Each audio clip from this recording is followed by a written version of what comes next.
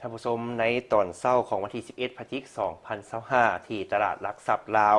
สำนักงานคณะกรรมการคุ้มครองหลักทรัพย์ได้จัดกองประชุมเสวนาเนื่องในโอกาสสรุปผลงานตลาดทุนลาวครบรอบ 15 ปี 2010-2025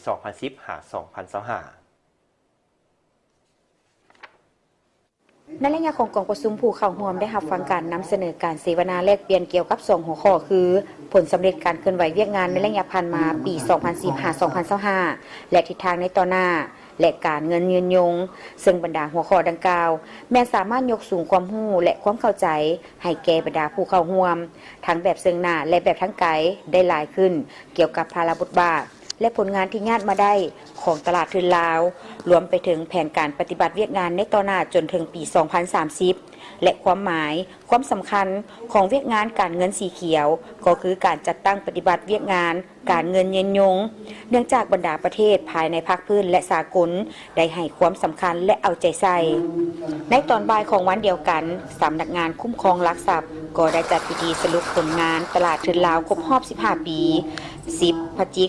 ายน 2010 50 พฤศจิกายน 2025 โดยภายใต้การเป็นประธานของทานเฉลิมไซกรมสิทธิ์รองนายกรัฐมนตรีประธานคณะกรรมการคุ้มครองหลักทรัพย์เข้าร่วมมีรองประธานคณะกรรมการคุ้มครองหลักทรัพย์พร้อมด้วยคณะ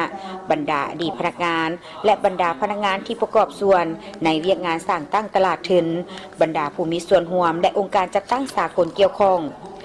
ในพิธีทานนางแพงศรีแพงเมืองหัวหน้าสำนักงานคุ้มครองหลักทรัพย์ได้รายงานโดยย่อผลงานการเคลื่อนไหวของเวียกงานตลาดทุนตลอดระยะ 15 ปีโดยได้ยกให้เห็นผลสำเร็จที่ญาติมาได้หลายด้านซึ่งเป็นปัจจัยส่งเสริมในตลาดทุนลาวมีการเติบโตขยายตัวอย่างภาวะวิสัยในแต่ละระยะเป็นต้นแมนการเพิ่มขึ้นของทุนที่ระดมผ่านตลาดทุนเทียบใส่ GDP จำนวนหลักทรัพย์ที่จดทะเบียนในตลาดหลักทรัพย์ลาวการเพิ่มขึ้นของจำนวนบัญชีนักลงทุนทางภายในและต่างประเทศการสร้างนิติกรรมเป็นพื้นฐานในการคุ้มครองอย่างเพียงพอมีการขยายตารางการร่วมมือกับบรรดาประเทศภายในภาคพื้นและสากล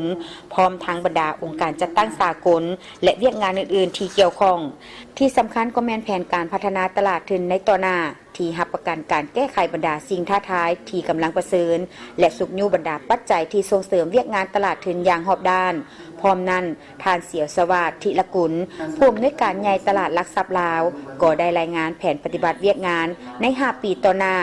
ในฐานะที่เป็นองค์ประกอบสำคัญในตลาดขั้น2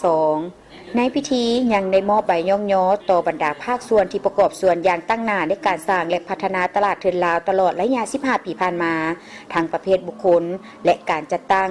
ซึ่งให้เกียรติมอบโดยทานเฉลิมไซกรมสิทธิ์รองนายกรัฐมนตรีประธานคณะกรรมการคุ้มครองหลักทรัพย์และทานนางบุญคำวรจิตผู้ว่าการธนาคารแห่งสาธารณรัฐประชาธิปไตยประชาชนลาวรองประธานคณะกรรมการคุ้มครองหลักทรัพย์ตามลำดับในตอนท้ายทานเฉลิมไซกรมสิทธิ์ก็ได้มีคำเห็นโอลมและให้ทิศชี้นำที่เป็นเข็มทิศเยียงทางให้แก่บรรดาพนักงานทุกขั้นและบรรดาภาคส่วนที่เกี่ยวข้องในการเป็นเจ้าการประกอบส่วนเข้าในการพัฒนาตลาดทุนลาวให้มีการเติบใหญ่ขยายตัวทางด้านปริมาณและคุณภาพพร้อมทางคำนึงถึงการหันเป็นทันสมัยสีเขียวและยืนยง